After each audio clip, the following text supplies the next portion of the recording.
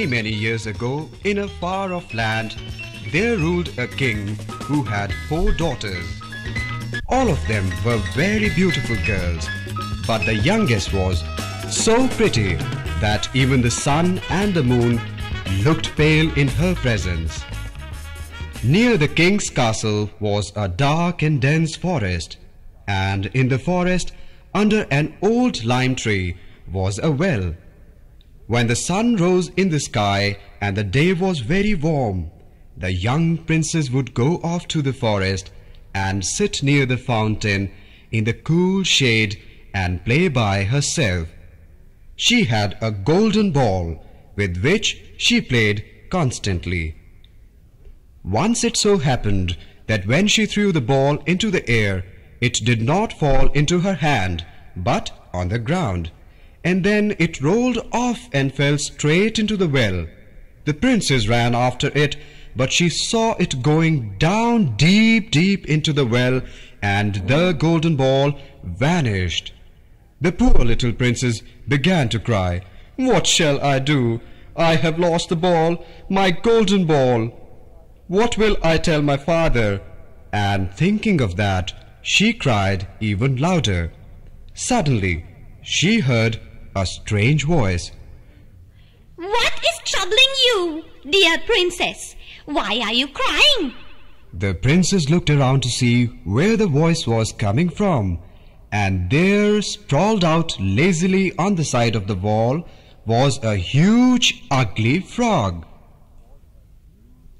"Oh, it's you!" said the young princess, feeling quite sick by the sight of the ugly frog. "I have lost my golden ball in the well, and I must have it back." And saying this, she again began to cry. Now, please don't cry. I can't bear to see you cry," said the ugly frog. "If I get you your ball, what will you give me in return?" "Oh, you can have my pearls, my jewels, even my golden crown, if you get me my golden ball," the princess pleaded. No. Of what use are your jewels and crowns to me?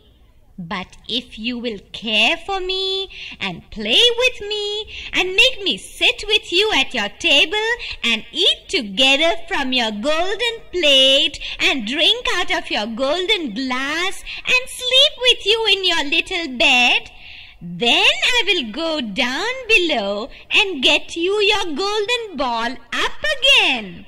"Oh, yes, I will do all that you say," said the young princess excitedly.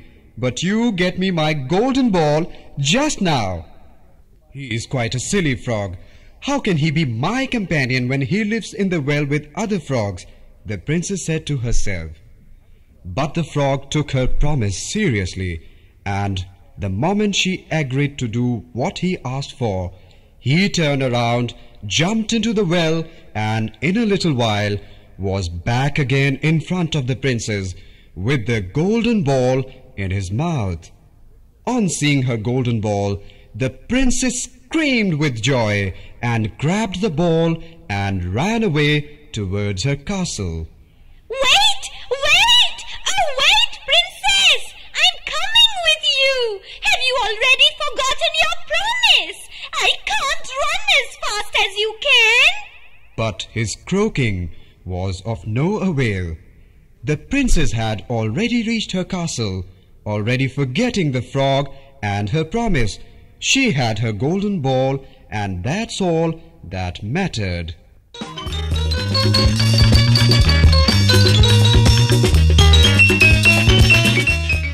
The next morning, as the young princess sat at the table with her father and all the courtiers, eating from her golden plate, there was suddenly a loud knock at the door. The sentry came in to announce that there was a frog at the door wanting to meet the young princess. On hearing this, the princess ran to the door and said with disgust, "Go away, you dirty creature! Don't come here again!"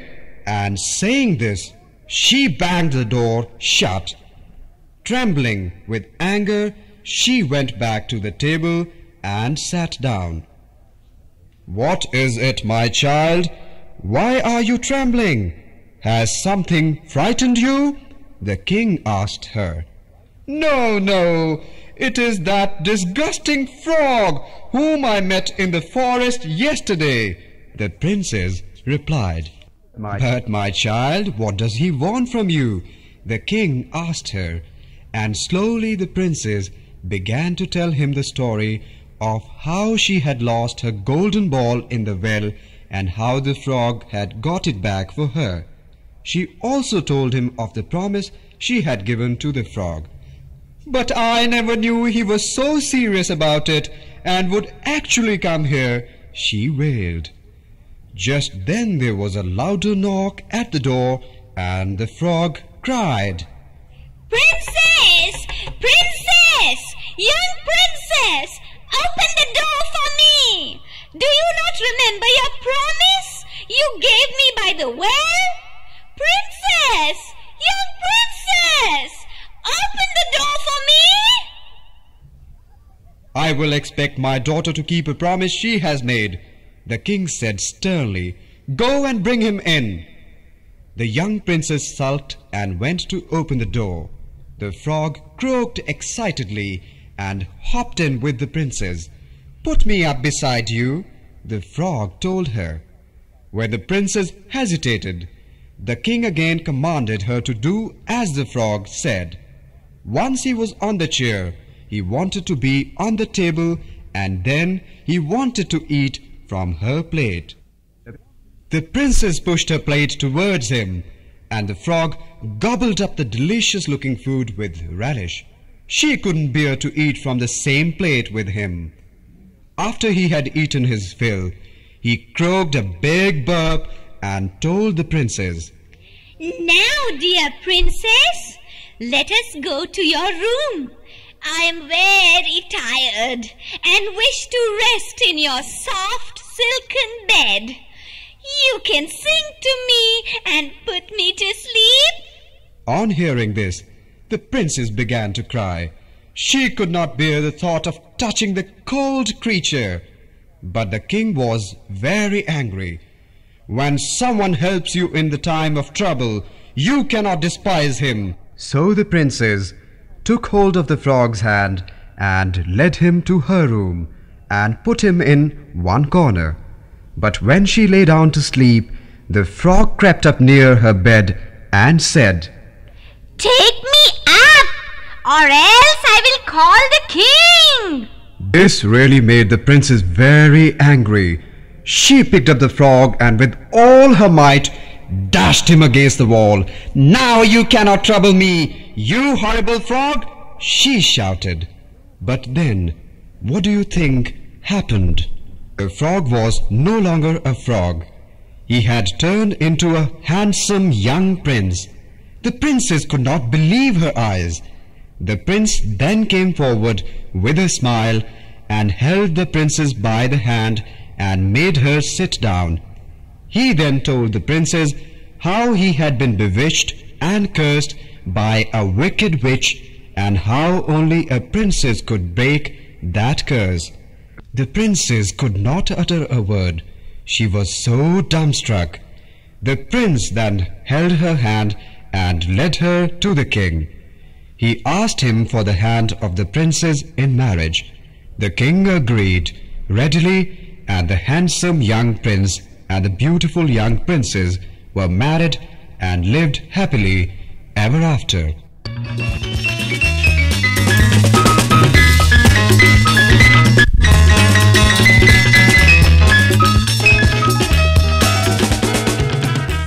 Long, long ago, when God used to walk about on this earth amongst men, it so happened that darkness fell, and he was suddenly tired and could not walk further on to an inn. He saw on the roadside two houses facing each other. One house was large and beautiful and belonged to a very rich man. The other house was small and ordinary and belonged to a poor man. God said to himself, I will not be a burden to the rich man if I stay with him for the night. And he knocked on the door of the rich man. When the rich man heard the knocking, he opened a window and asked the stranger what he wanted. God answered him, I only want lodgings for the night. The rich man looked the stranger from head to foot. He was dressed in very ordinary clothes and did not look like a person with lot of money. So he rudely said, I have no place in my house. My rooms are all full of herbs and seeds, and if I had to give shelter to any stranger who comes to me, I will have to soon go begging myself. Go elsewhere for a lodging. And saying this, he shut the window. God turned his back on the rich man and went across to the house of the poor man and knocked on his door. The poor man immediately opened the door, and even before God could say anything, he said, It is already dark outside and you look so tired. Why don't you spend the night with me? This pleased God, and he went into his house. The poor man's wife greeted him warmly and apologized that though they did not have much to offer him, they would like him to share their meal with them. She boiled some potatoes and milked the goat and put some coarse bread on the table. God sat down with them and enjoyed the meal, for he was sharing the food with happy faces. When it was time to go to bed, the poor man's wife said, Our guest looks very tired. We will offer him our bed, and we shall sleep on some hay from the barn. The poor man agreed to his wife's suggestion. God would not hear of it, but they insisted, and he had to agree. Early next morning, the couple woke up and prepared as good a breakfast as they could for their guest.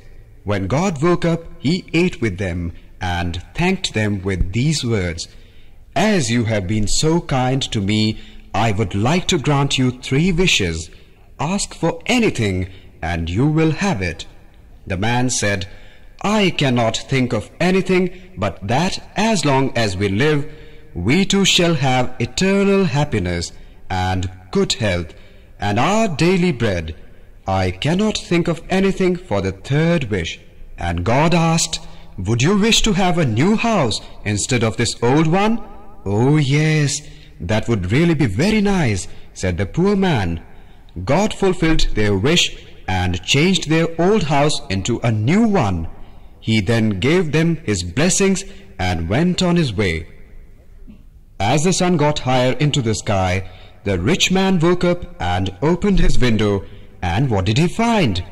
Instead of that ugly old house, there was a beautiful new house across the road. He quickly called out to his wife and asked her to go and find out how that had happened. So his wife went to the poor man, and he said to her, Yesterday evening a traveler came to my house and asked me for shelter for the night. He ate a humble meal with us and slept the night. In the morning, before leaving, he granted us 3 wishes: eternal happiness, good health, and our daily bread. And this new house instead of the old is what he gave us. When the rich man's wife heard all this, she hurried back to her husband and told him how it happened. The rich man said, I could beat myself for what I have done. The traveler had come to our house too and asked me for the shelter, and I drove him away. Oh no! Wailed his wife. But it is not too late. He couldn't have gone far. Get onto your horse quickly and get him back. He must grant us the 3 wishes also. The rich man galloped away on his horse and soon caught up with God. He spoke to him very humbly and asked him not to misunderstand his intentions. By the time he returned with his front door key, the stranger had already left the house. But now if he returned the same way, he must go and stay with him. Then he sillily asked God, Can't you also grant me 3 wishes like you granted my neighbor? Yes, God replied, but it would not be to your advantage, and you had better not wish for anything. The rich man pleaded that he would only ask for something that would add to his happiness, if only he would grant him the wishes. So God said, Ride home, and the first 3 wishes you think of will be fulfilled. The rich man happily rode home, all along considering what he should wish for. His horse was tired of the long ride and began to caper and try new tricks. Gently Lisa, the rich man, patted her neck, but the horse would not heed to his warning and began trying new tricks. This greatly disturbed his thinking, and he got irritated. "I wish your neck was broken," he cursed. Hardly had he said these words, the horse fell down dead, never to move. His first wish had been granted. Cursing himself for his foolishness, he cut the saddle off the horse and put it on his back and began his journey homeward. All along he consoled himself, "I still have 2 more wishes left." As the sun rose in the sky, the day grew hotter, and the rich man was feeling tired and miserable, especially with heavy load on his back. He thought of the relaxed life his wife led, sitting idly in the cool room of the house.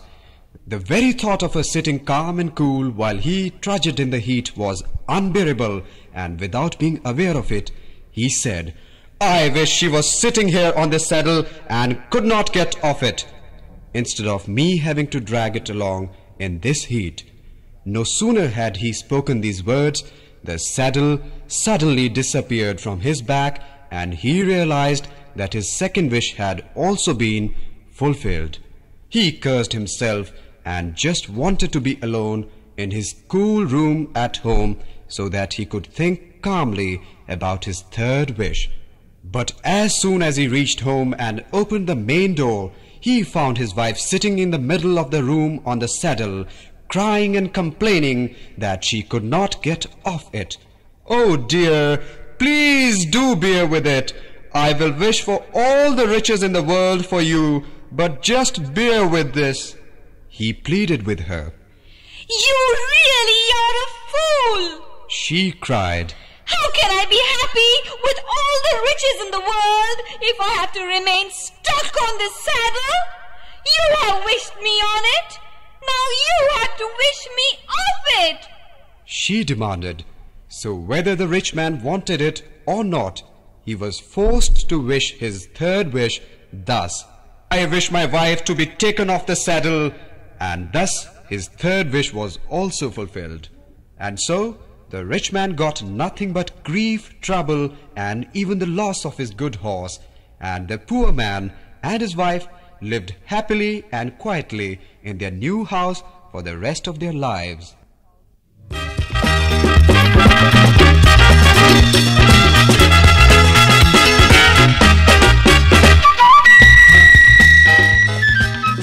And this is the story of the Bremen town musicians.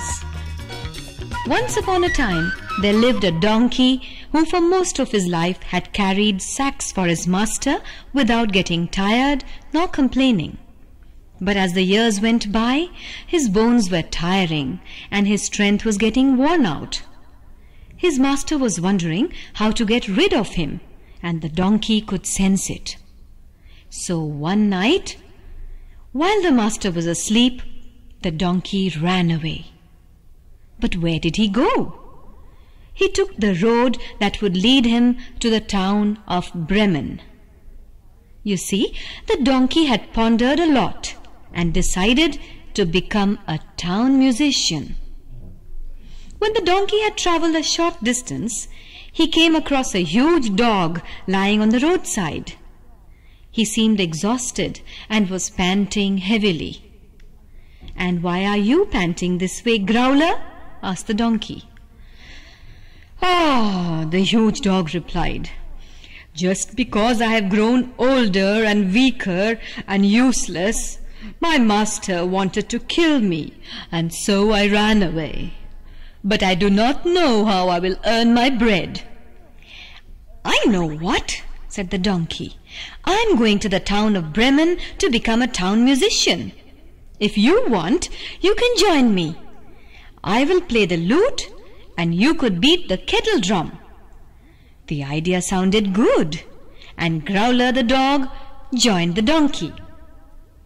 As they went along, they came across a cat sitting in the road looking like she were going to cry any minute. "And what is bothering you, Whiskers?" asked the friendly donkey. "How can I be happy when my teeth have become blunt and I cannot even catch any mice? And just because I sit by the fireplace, my mistress thought I was a useless creature and wanted to drown me. I escaped and ran away, but now I do not know what I shall do." "Just come with us to Bremen town," said the donkey. "We both are going to become town musicians, and you will be good at serenading." The cat happily joined them, and the three walked along the road that would lead them to the town of Bremen. As the three of them walked along, they came across a cock sitting on a fence and crowing with all his might.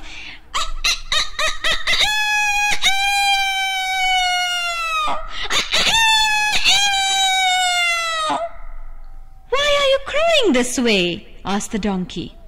"The sound is really piercing through our ears," he complained.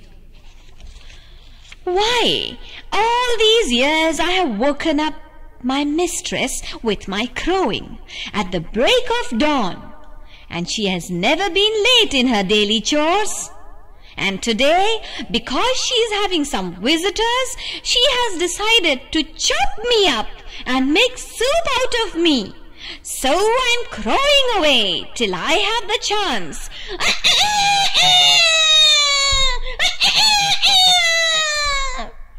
"Oh, Redcomb, why don't you just come with us?" asked the donkey. "We are also treated badly by our masters and are running away. But we have decided to become town musicians and are going to Bremen town. You have a good voice and can join our team." Redcomb was all too happy, and the four of them went off together. But the journey to Bremen town was very long. They could not reach it in one day. By evening, they arrived at a wood, and they all decided to spend the night there. The donkey and the huge dog lay down under a tree, and the cat and the cock settled themselves on the branches, though the cock flew even higher up where he thought he would be safe. And before he slept, he looked around in all directions, which was his habit. Suddenly, it occurred to him that he had seen a light burning in the distance. He called out to his friends and gave them the information. "Oh, good," purred the cat. "Maybe I might get some milk there."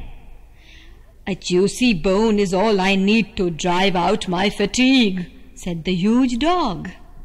"Come on, let's go. What's the delay?" said the donkey, their leader. And they all set out in the direction of the light. Soon the light shone more clearly and got bigger and bigger. Getting closer, they realized that they were near a robber's den. The donkey, being the tallest, peeped in from the window. "What do you see? Tell us soon," said the big dog.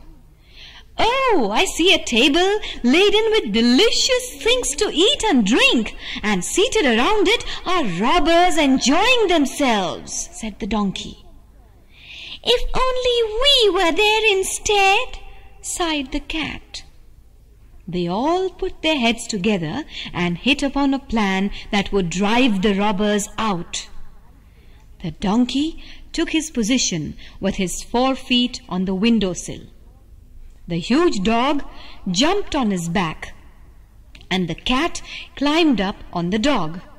And last of all, the cock flew up and perched himself on the cat's head.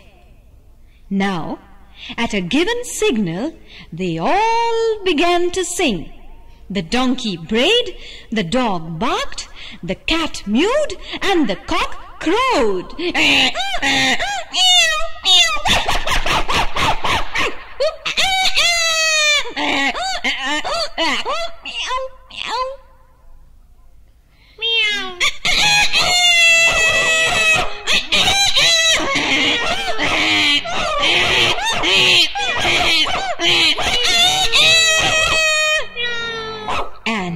was not all. They dashed through the window panes, shattering the glass as they did so, and frightened the robbers out of their wits. The robbers jumped up with the terrible noise, which they thought could be made by none other than some huge monster. They ran as fast as they could, deep into the woods, away from the clutches of the monster. When the four animals were quite sure that the robbers were far away, they settled down at the table to have a hearty meal. They had travelled all day and were really hungry. They ate till they could eat no more. And now sleep overcame them. Each one looked around for a comfortable place to sleep in. The donkey lay down on the heap of manure. The huge dog lay down behind the door. The cat settled down near the warm ashes of the fireplace. And the cock flew up to the beams and soon fell fast asleep. With the long day's journey and the heavy food, they were all snoring in seconds. It was past midnight. The robbers saw from a distance that the light was no longer burning in their house, and all seemed quiet. "Oh, we were stupid to have got frightened so easily," said the leader of the gang, and he ordered one of the robbers to go and examine the house. The robber crept into the house and went into the kitchen to kindle a light. Taking the cat's glowing eyes for burning coals, he held the match close to them to light them. The cat would not tolerate this nonsense. She pounced on the robber's face, spat on him, and scratched him. He panicked and fled with fright.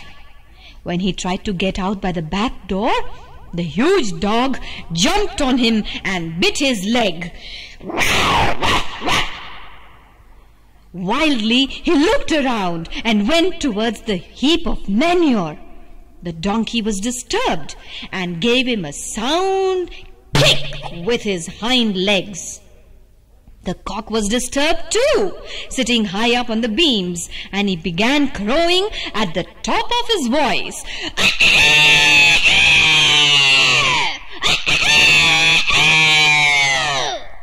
The robber was out of his wits. He ran back as fast as his legs could carry him and told the chief all that he had seen. "There is a horrible witch in that house who scratched me with her long fingers. Behind the door, a man was hiding with a knife and he stabbed me. In the yard, there is another black monster who hit me hard with a club. Oh, and on the roof, a judge sat waiting for me and calling out loud, 'Bring me the rogue! Bring me the rogue!' And I hurried and came away, just saving my life." The robbers would never enter that house again. That was sure. And it suited the four musicians who never reached the town of Bremen, but who found it simpler to stay on in this house together and never left it.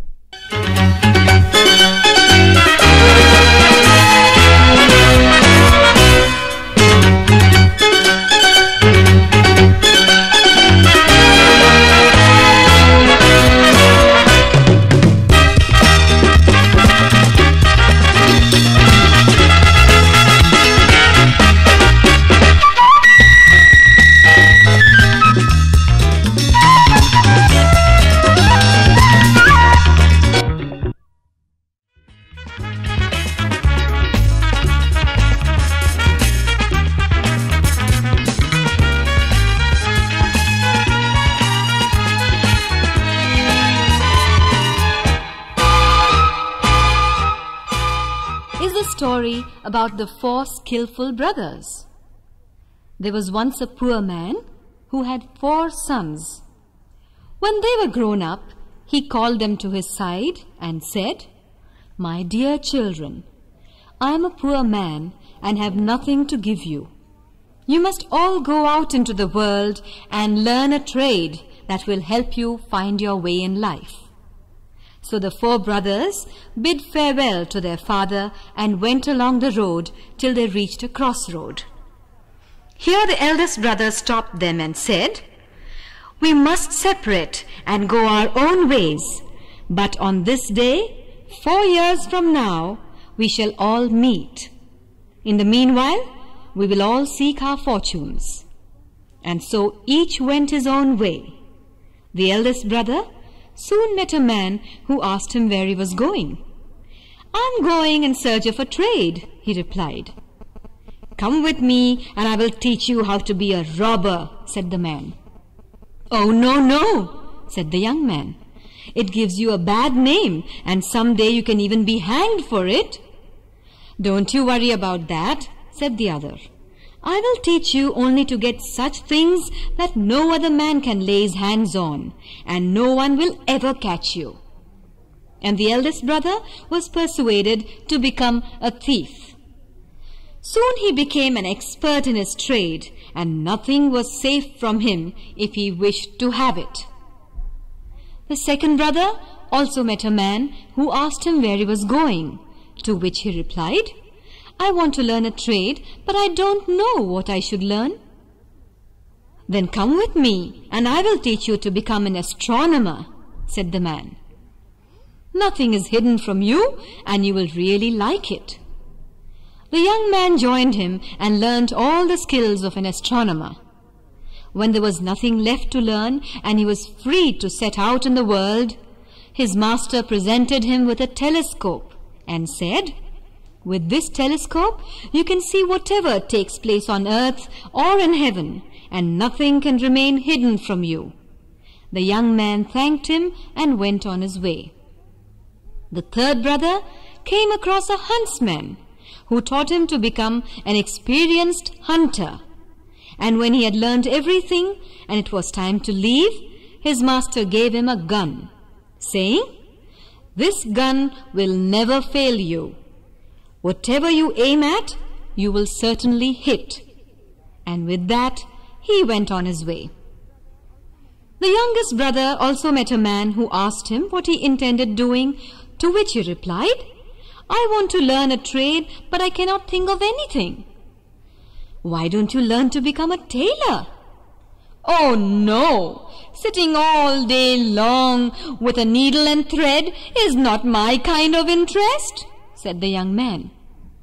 "Oh, but you do not know what I am saying," persuaded the man. "The kind of tailoring I will teach you will be respectable and proper." And so the young man learned the art of tailoring thoroughly.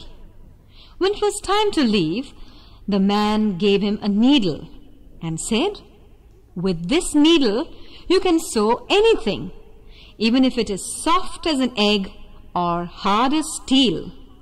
It will stitch so finely that no seam will be visible." And 4 years later, on the appointed day, the 4 brothers met at the crossroads and hugged each other and set off to join their father, who was delighted to see them. "Well, well, my boys have come back to me. And what have you all learned?" They all in turn explained the trade they had mastered. Their father listened carefully as they sat in front of their house under a large tree. "I think I will put you all to test and see what you can do," their father said. "Between those 2 branches up on the tree, there is a bird's nest. Can any of you tell me how many eggs there are in it?" The astronomer took out his telescope, looked up and said, "There are 5 eggs." Then the father turned to his eldest son and said, "Fetch me the eggs without disturbing the bird that is hatching there." The skillful thief climbed up the tree and carefully stole all the 5 eggs. All along, the bird sat there quietly, and he was down in a jiffy. The father took the eggs, put them each on one corner of the table, and turning to his hunter son, said, With one shot, I want you to split all these 5 eggs into 2 through the middle." And it was not a difficult task for the skilled huntsman. "And now, my son, it is your turn," the father said to his youngest son. "I would like you to sew the eggs together again, and with the young birds that are inside them, without harming them with the needle." The tailor stitched up the eggs exactly as his father wanted him to, and the thief once again climbed up the tree and placed them back without disturbing the bird. And in a few days, all the 5 eggs hatched and the young birds crept out. The old man was very pleased with his son's skills. "I do not know which one of you deserves more praise, for all of you have used your time well and learned something useful. I do hope you all get an early opportunity to use your talents." Some days later, there was a sudden hue and cry in the kingdom. The king's daughter had been carried off by a dragon. The king was very upset. His only daughter, whom he loved so much, had been carried off by a dragon. He made a proclamation that whoever brought her back would have her as his wife. The 4 brothers thought this was a good opportunity to show their skill. They set out together to save the king's daughter from the clutches of the dragon. "I will know where she is," said the astronomer. "There she is, far out on the high seas, sitting sadly on a rock. The dragon is beside her, watching her closely." They went to the king and asked him for a ship. They sailed across the high seas to where the princess was and found the dragon with his head in her lap, fast asleep. The huntsman said, "If I fired a shot, I might hurt the princess." "Then I will use my skill," said the thief. He crept up near the princess, stole her without waking up the sleeping dragon, and they all sailed off back to the homeward journey. But alas, the dragon suddenly woke up. He found the princess missing and was furious. He flew across the sea, roaring and snorting fire, and soon spotted the ship. He began circling round the ship, getting ready to descend on them. But just then, the huntsman aimed perfectly at him and shot him through the heart. The dragon came down dead and fell into the sea with a thundering splash. And this unfortunately shattered the whole ship. They clung onto pieces of planks, but the sea was rough and they were thrown about wildly. The tailor lost no time. He took his needle and stitched the planks together. And in no time, they all collected the other fragments of the vessel and he stitched them up. The ship was once again seaworthy and they reached the shores to a hearty welcome. The king's joy knew no bounds. His darling daughter was safe. He was willing to give her as a wife to any one of the brothers. But which one is it to be will be decided amongst yourselves, said the king. There was an argument as to who deserved her most. If I had not spotted the princess, none of you would have reached her, said the astronomer. So she is mine. Had I not stolen her from the dragon, what good was your spotting, said the thief. And had I not shot the dragon dead, you and me and the princess all would have been torn to pieces by the dragon. So she should be mine, said the hunter. But I stitched up the ship, or we all would have drowned. So I think she rightfully should be mine, said the tailor. The king heard them all and was perplexed. They all were right in their own way. So what was he to do? Then he said, each of you has an equal right on my daughter, and since all of you cannot have her, none of you shall have her. But as a reward, I shall divide my kingdom into 4 parts and give each of you 1 part. The 4 brothers were quite happy with the decision. It is better to live peacefully together than to have differences amongst us. They all took their share of the kingdom and lived happily with their old father, who lived long to tell everyone about the brave deeds of his 4 sons.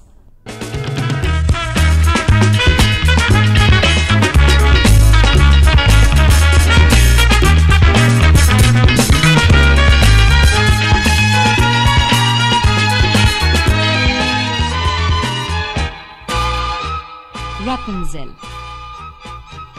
Once upon a time, there lived a man and a woman who had no children. They were very unhappy since they so much wanted a child. Now, they had a window at the back of their house that overlooked a huge garden. The garden had many beautiful flowers and vegetables. And yes, it had a huge high wall. But no one could dare enter that garden because it belonged to a wicked witch. One day, while the woman stood at her window admiring the garden, she saw a bed of the finest salad greens called rampion. She longed to eat the fresh green leaves. Each day went by with her pining for the rampion leaves, but how could she ever get them? She couldn't even eat her food. How she longed for them. When her husband noticed how weak and frail she was becoming, he asked her what the matter was. And she replied, "If I don't get to eat the rampion leaves, I shall die." But her husband loved her dearly. He was ready to take any risk for her. And when dusk fell, he stealthily climbed down and over the high wall and into the witch's garden, and quickly plucking a bunch full of rampion leaves, he went back to his wife. On seeing the leaves, she jumped with joy and made a delicious salad. It tasted so good that she wanted some more. Her husband hesitated for fear of the witch's wrath. But she cried, and he had to go. When night fell, he again crept over the wall into the garden and quickly plucked a few rampion leaves. But when he turned to go, who was standing in the way? None other than the bad old witch. "How dare you climb into my garden and steal my rampion leaves, you thief!" she shouted. "Oh, please, please forgive me.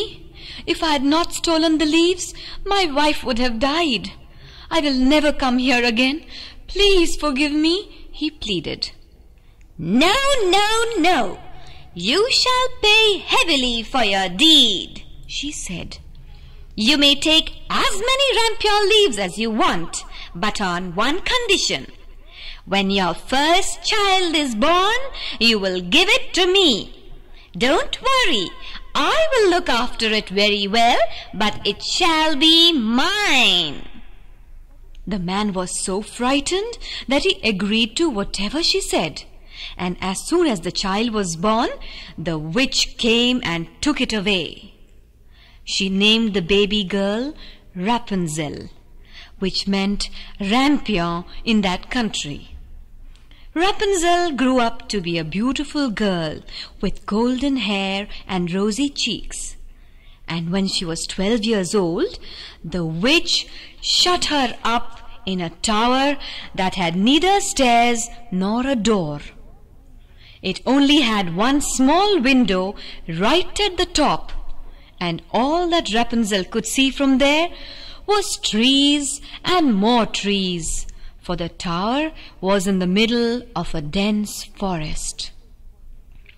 Whenever the old witch wanted to visit her, she stood underneath and called out, "Rapunzel, Rapunzel, let down your golden hair."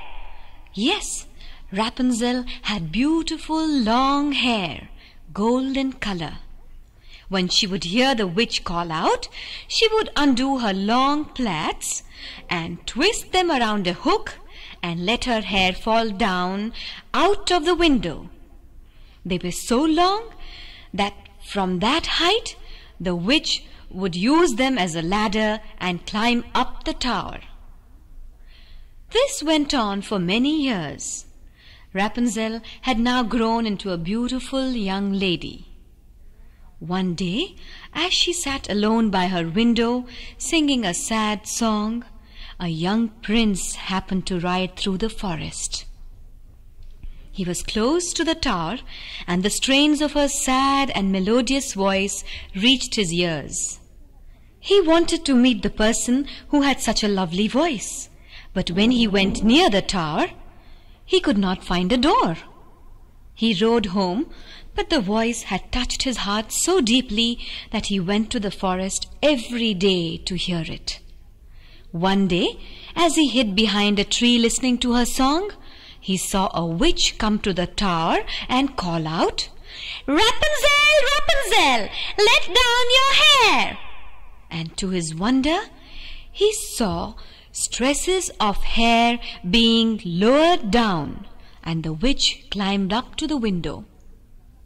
"If that is the ladder by which one reaches up, I will try my luck tomorrow," said the prince. And the next day, when evening began to fall, he returned to the tower and cried, "Rapunzel, Rapunzel, let down your hair!" The hair came down, and the prince climbed up by it.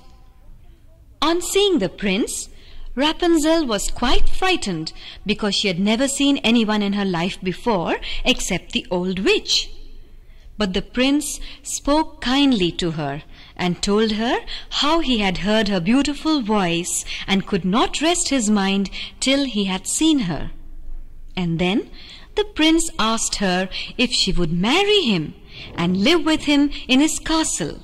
Rapunzel could not believe her ears. It would be so different from this lonely and sad living, and also to be able to escape the old witch. And the prince seemed such a kind person, and so she agreed. But she said, "I do want to go with you, but I do not know how I will climb down from this tower. I have an idea. You visit me every day and bring with you a skein of silk each time.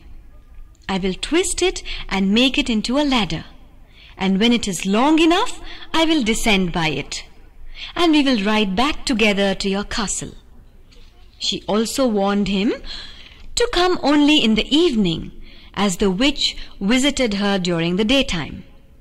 And so the prince and Rapunzel met every day and talked about their future plans. And each day the prince brought a silk skein, and Rapunzel added it to the ladder she had started weaving. But when the witch came to see her, she hid it beneath the straw, and she discovered nothing. One day Rapunzel innocently said to the witch, "How is it that you weigh so much more when I have to draw you up than the young prince who visits me?" On hearing this, the witch flew into a rage. "What did you say? You wicked child! A prince comes to visit you? After all these years of carefully hiding you from the world, you cheat on me? I had separated you from the wicked world so that you could look after me in my old age, and now you deceive me!" She screamed, and snatching a pair of shears, she chopped off poor Rapunzel's beautiful long hair. And then she took Rapunzel deeper into the wild woods, where no human could ever reach, and locked her up in a cottage. Poor Rapunzel's dreams were shattered. She lived a life of misery and grief. The witch hurried back to the tower and waited for the prince. As evening fell, he came to the tower and shouted, "Rapunzel, Rapunzel, let down your hair!" The witch had tied Rapunzel's plaits onto a hook by the window, and hearing him, she let down the hair. And when the prince reached up the tower, what did he find? An angry old witch who shouted, "Ah! So you are the young prince come to steal my Rapunzel, huh? But you will never see her again. She's lost to you. You will never hear her sing again, nor set eyes on her."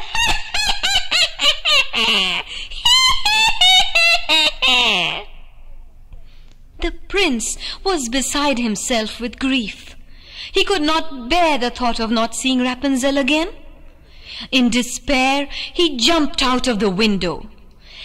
"Good riddance to him! Now I need have no fears!" cried the witch gleefully, and flew out of the tower. But the prince did not die. He fell from that height onto the brambles that grew wild around the tower. Alas, his eyes were scratched out by the thorns, and he turned blind. The poor miserable prince! He wandered about in the woods, crying out for his Rapunzel. He ate the roots and berries and slept under the shade of the trees. All day long he wept for his love, and in this way many years went by. One day, in his wanderings, the prince suddenly heard a voice that seemed very familiar to him. He went towards that voice and stumbled upon Rapunzel, who sat outside her cottage, stitching her torn dress as she sang her sad song. She recognized the prince at once, and they wept together for their misfortunes. Two of Rapunzel's tears fell on the prince's eyes, and lo and behold, they immediately grew quite clear, and the prince could see again. He led his beloved Rapunzel back to his castle, where he was received with joy, for his people had thought him dead. There was a grand wedding, and kings and queens, and prince and princesses, and the gentry came from far and near. The prince lived happily ever after with his dear wife Rapunzel. Never again would they be haunted by the shadow of the bad old witch. Never again would they have to shed any tears.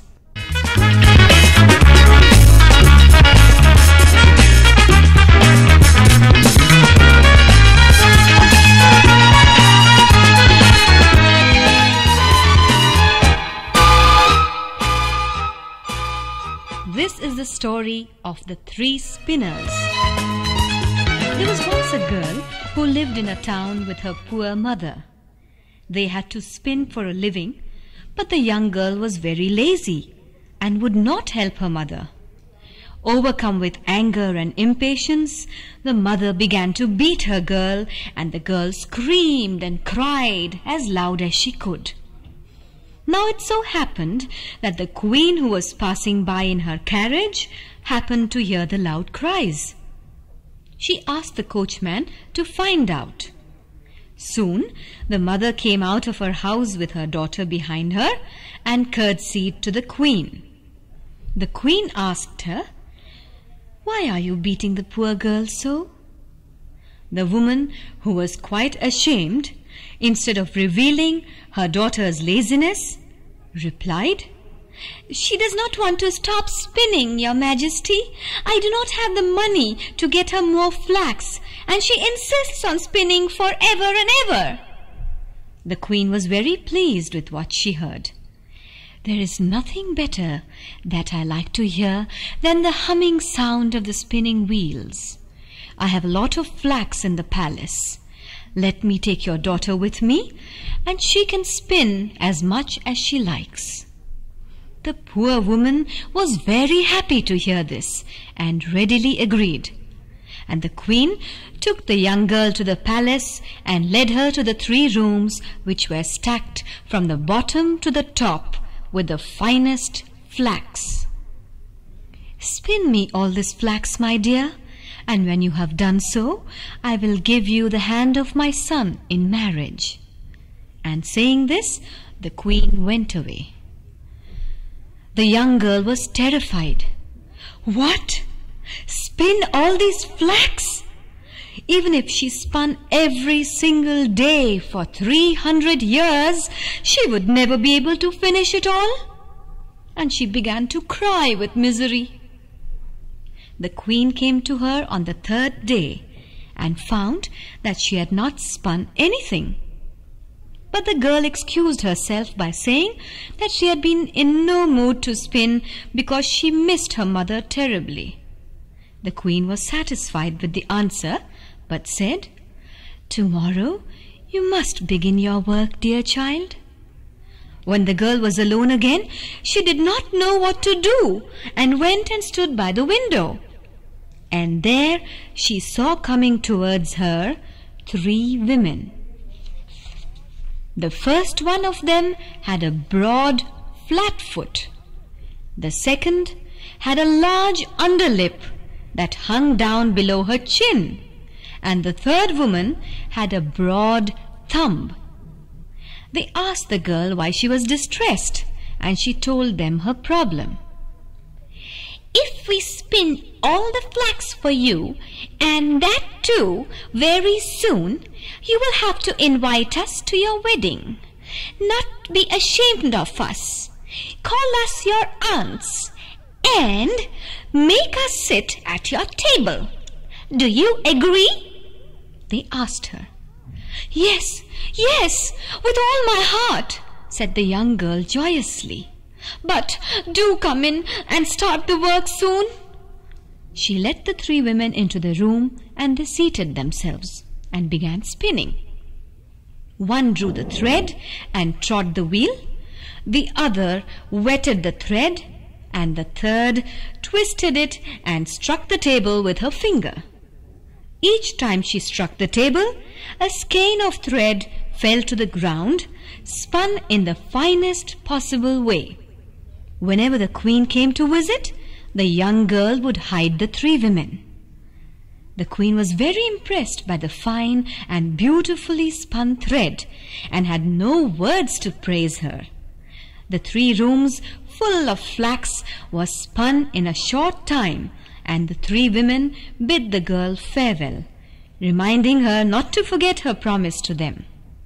The wedding was soon announced, and the prince was very proud of his young bride-to-be, who was not only beautiful but also very clever and talented.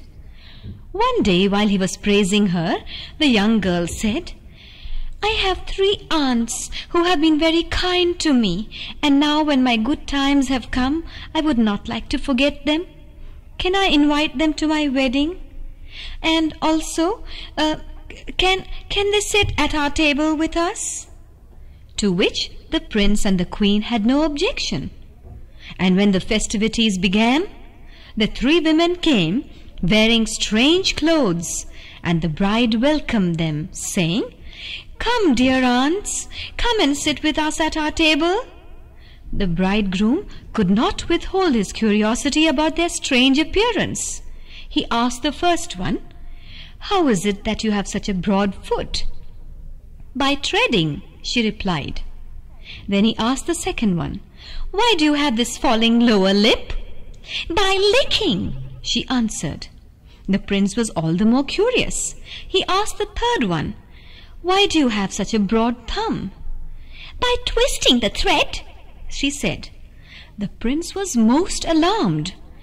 "Not now or ever again will my beautiful bride touch a spinning wheel." And the young bride got rid of flax spinning forever.